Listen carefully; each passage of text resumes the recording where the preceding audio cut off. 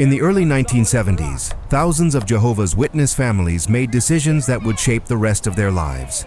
They sold homes. They walked away from careers. They told their children there would be no future to prepare for. They did all of this because they believed, with absolute certainty, that the world was about to end. The year was 1975, and the expectation didn't come from rumor or fringe speculation. It came from the top of the organization itself, through publications, through convention talks, through the quiet, relentless repetition of a single idea, that 6,000 years of human history were about to close, and Armageddon was standing at the door. This is the story of what that belief cost.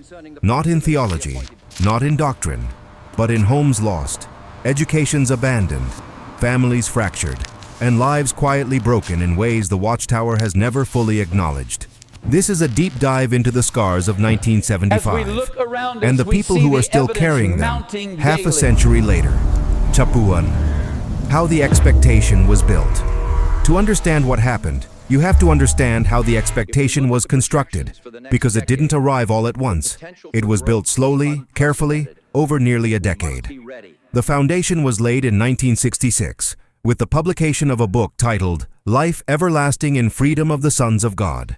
Inside that book, a calculation was presented, one that placed the end of 6,000 years of human existence in the autumn of 1975.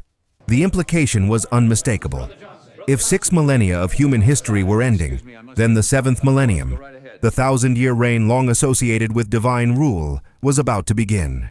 The organization never printed the words, Armageddon will arrive in 1975. It didn't need to. The language surrounding the date did the work on its own. Publications asked pointed questions about how members were using their remaining time. Convention speakers urged audiences to consider how short the window had become. Articles reminded readers that the days ahead were numbered, that worldly pursuits were pointless, that the faithful had only a brief moment left to prove their devotion. District overseers traveled from congregation to congregation, reinforcing the message. Circuit assemblies returned to the theme again and again. The Kingdom Ministry, the internal monthly bulletin, praised members who sold property to spend their final months in full-time service. Some of those accounts were printed as models for others to follow. At the grassroots level, the distinction between suggestion and certainty collapsed entirely. Elders spoke of 1975 from Kingdom Hall platforms as though it were settled. Pioneers referenced it in their preaching. Parents repeated it at dinner tables. And a generation of children grew up absorbing a single, unshakable message. You will not grow old in this system. The decisions families made.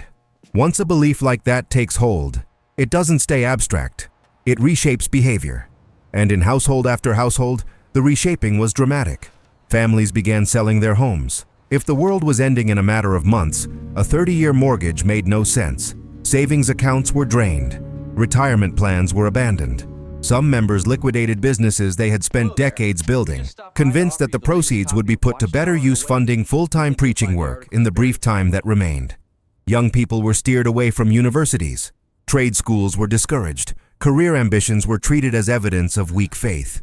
Why would a young witness study to become a doctor, an engineer, a teacher, when the system itself was about to be swept away?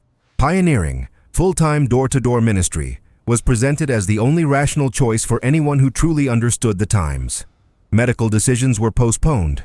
Routine surgeries were delayed on the assumption that the new system would arrive first and heal everything.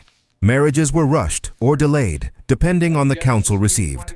Couples were told not to have children because bringing a child into a world with no future was considered unloving. Others had children and told them openly that they would never need to think about adulthood. Insurance policies were canceled. Pensions were cashed out. Some members gave away family heirlooms, convinced that material possessions would have no value on the other side of Armageddon. In certain congregations, the atmosphere became almost euphoric, a shared sense that history itself was about to reach its conclusion and that everyone present had been chosen to witness it. These were not the choices of a handful of extremists. They were the choices of ordinary families, made in good faith, based on what they had been taught by the only spiritual authority they trusted. When 1975 passed, and then the year arrived, the tension inside the organization in early 1975 was palpable. Attendance at meetings surged. Baptisms climbed to record levels. The expectation was no longer a distant theological point. It was the air people were breathing.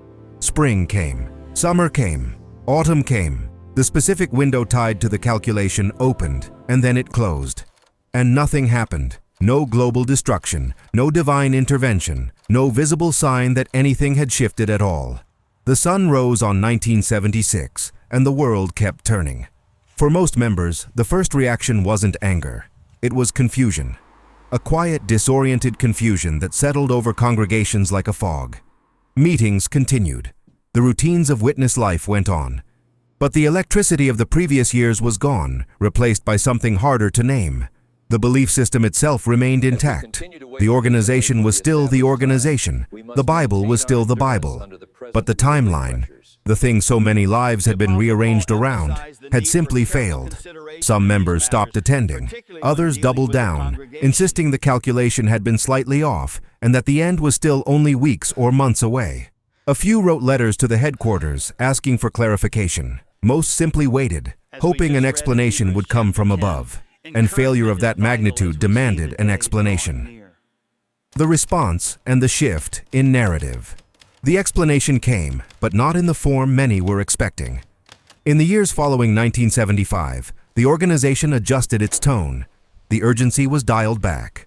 The references to 6,000 years disappeared from the regular vocabulary. New articles began to emphasize patience, waiting on divine timing, and the dangers of setting expectations on specific dates. And then, gradually, a new framing emerged, one that shifted responsibility away from the institution and onto the individual members. The suggestion was that some had read too much into the publications, that some had built expectations the organization had never actually endorsed. That the disappointment, for those who felt it, was the product of personal misunderstanding rather than institutional teaching. A brief acknowledgement was eventually published years later, admitting that some statements had contributed to the expectation. But the acknowledgement was carefully worded, buried in the middle of a larger article, and never given the prominence the original predictions had received. No apology was offered to the families who had sold their homes. No recognition was given to the young people whose educations had been cut short. No accounting was made for the marriages that had been rushed or the children who had been told the world was ending. The historical record tells a clear story. The pre-1975 publications and the post-1975 publications do not speak with the same voice. Before the date, the language is charged with anticipation, with urgency, with the repeated insistence that the time was short. After the date, the language is cautious, measured, careful to avoid any specific claim that could be pinned down later. The shift was real, and it was never openly acknowledged. The core issue, that an expectation had been built from the top, and that members had acted on it in good faith, was never directly confronted in any transparent, institutional way. Part 5. The long-term consequences. The real damage of 1975 was never the failed date. It was what people had already given up by the time the date arrived. Houses that had been sold could not be bought back. The families who had liquidated everything found themselves, in the late 1970s and early 1980s, starting over from nothing. Often in their 40s, 50s, even 60s. Some never recovered financially. Some spent the rest of their working lives renting, borrowing, relying on the help of other members. Some died in modest circumstances that had nothing to do with any personal failure and everything to do with a single decision made in 1974. The educational cost was even heavier. An entire generation of young witnesses had been discouraged from pursuing the degrees and training that would have shaped their adult lives. When the world didn't end, they found themselves competing in a job market with no credentials, no experience, and no time left to start over. Many took the only work available, manual labor, cleaning, part-time jobs without benefits, and stayed there for decades. The ceiling on their earning potential had been set by a decision they made at 17, based on information that turned out to be wrong. The medical consequences were quieter, but just as real. Surgeries postponed became complications endured. Chronic conditions untreated became permanent. The assumption that divine healing was just around the corner left a trail of preventable suffering that nobody wanted to talk about afterward. And then there were the children. The children who had been told they would never grow up. The children who watched their parents sell the family home on the strength of a promise. The children who later became adults looked back at the choices that had been made in their names and began to understand what those choices had actually cost. In many families, resentment grew quietly. Sometimes it surfaced in midlife, when the financial gap between witness families and their non-witness peers became impossible to ignore. Sometimes it surfaced only after a parent's death, when the full picture of what had been lost came into focus. Relationships were strained, some were permanently broken. Trust, once given completely, was not easily rebuilt. Some left the organization in the years that followed. Others stayed, but carried a quiet wound that never fully closed, a private awareness that the authority they still submitted to had, at least once, been catastrophically wrong about something that mattered. A recurring pattern. It is tempting to treat 1975 as an isolated event, a single mistake in a single year in a long institutional history. But when you step back and look at the broader pattern, 1975 stops looking unique. The same cycle appears again and again across the organization's history. A sense of urgency is cultivated. Members adjust their lives to meet it. The expectation passes without fulfillment. And when the silence becomes impossible to ignore, responsibility is quietly redirected toward misunderstanding, toward individual enthusiasm, toward anything other than the source of the expectation itself. It happened before 1975, with earlier dates that once carried the same weight and are now barely remembered. It has happened since, in softer forms, through the language of the overlapping generation and the repeated assurance that the end is closer now than it has ever been. Each iteration is slightly more careful than the last. Each leaves less for critics to point at directly, but the underlying mechanism remains identical. This pattern does not require a specific date to function. It works just as effectively through implication, through repetition, through the steady drumbeat of a message delivered from a position of authority.